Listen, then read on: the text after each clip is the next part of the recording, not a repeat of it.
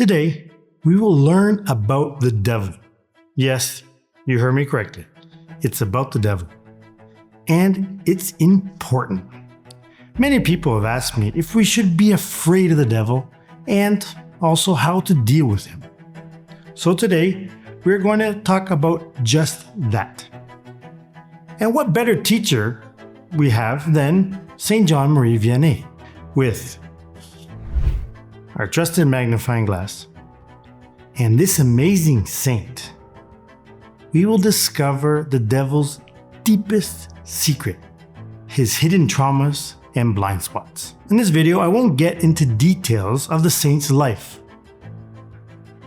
Later on, I'll make a video about St. John Vianney's story before he became a priest. So today, I will only tell you the most relevant facts that will help give a boost to our spiritual lives.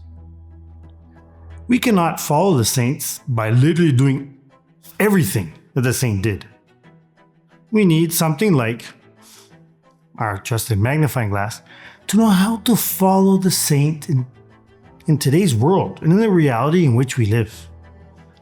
So today, we are not going to follow St. John Vianney. We are going to enter inside him and see reality as he saw it. Once, a young girl went to confess with St. John Vianney. And it was probably a general confession, but we did not know for sure if it was or not.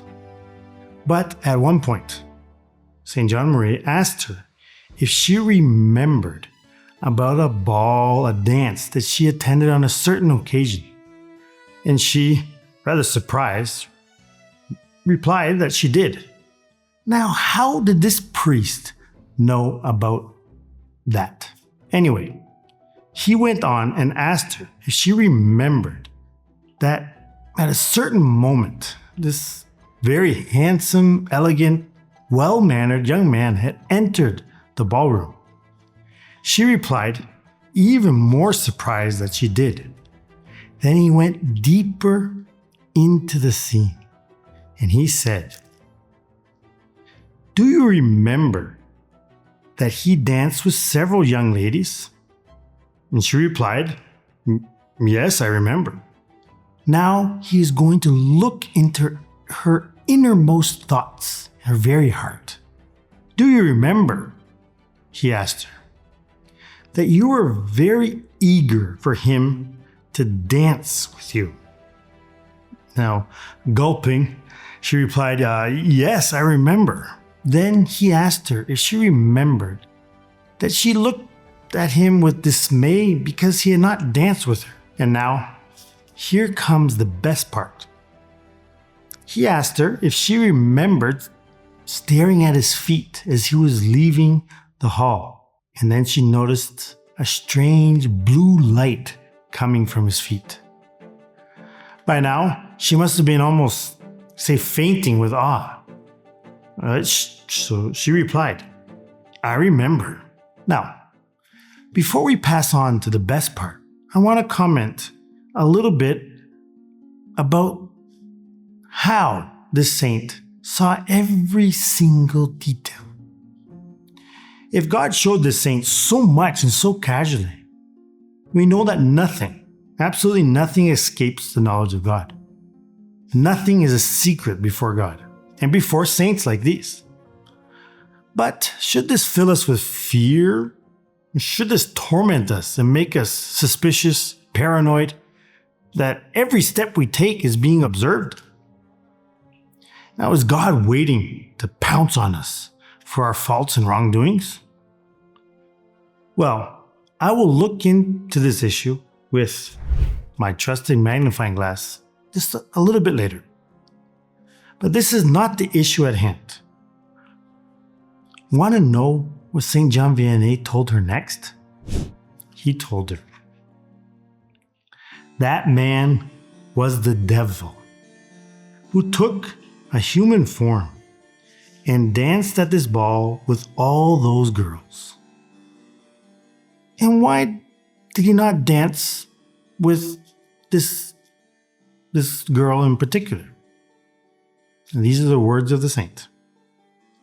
He did not ask you to dance because you are a daughter of Mary and you had the miraculous medal around your neck. Wow.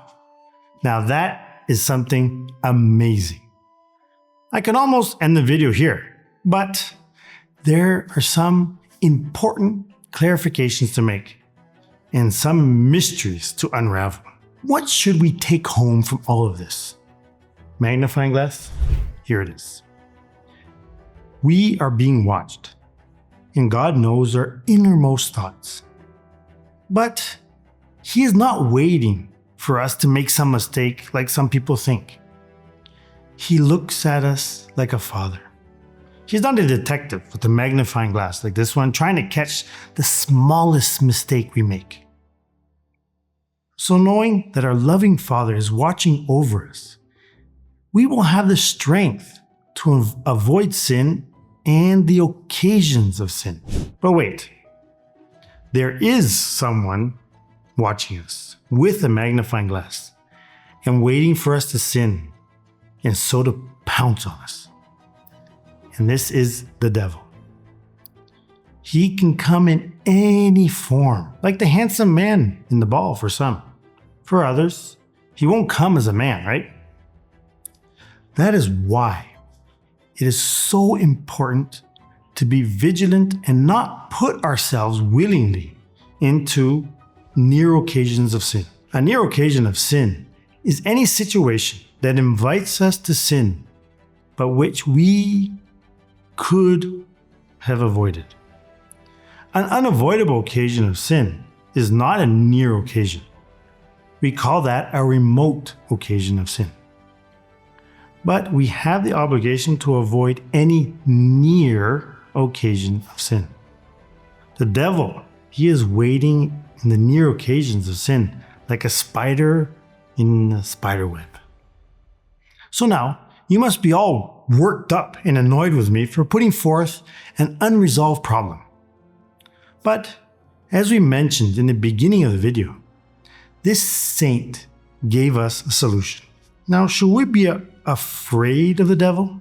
Should we always worry about whether he is going to trap us at every step we take? Absolutely not. The devil has absolutely no power over us unless we give it to him by sinning. But even if we have the misfortune of sinning, we have our Blessed Mother. Run to her. She will encourage you and she will lead you to her Son in confession as soon as possible and will protect you from the devil, just like she protected that girl in the ball. Now, it's a great idea for us to wear the miraculous medal like the girl. But what is more important is that being a child of Mary, just like that same girl. And what better way to be a child of Mary than by consecrating ourselves to her according to the method of St. Louis de Montfort. And you can do it with us. Many of you, I'm sure, already know Father Timothy, and he has a completely free online consecration that is going to start very soon. So for that, I will leave a link in the description below. Don't hesitate and don't worry whether to knowing if you are eligible or not. There are no conditions. As long as you consecrate yourself to Jesus through Mary and remain faithful to your consecration, the devil is absolutely powerless to cause your condemnation. Of course, I'm not saying that the devil will not try to attack you, because he will. But he will have no real power. And those powerless attacks, the ones after you give yourself to Mary, are very useful. Just as it was for St. John Vianney. The devil even physically attacked him. And what was his reaction to these attacks? If you want to know, find out in my next video. I will tell you how the devil literally, and I'm saying this literally, not figuratively, he hurled around the furniture in the saint's humble apartments. And you won't even believe what he did to the saints' meager rations during his meals. But the most astounding thing is how he, St. John Vianney, dealt with the demons. So, my time is up. We'll see you next time. God bless and Salve Maria.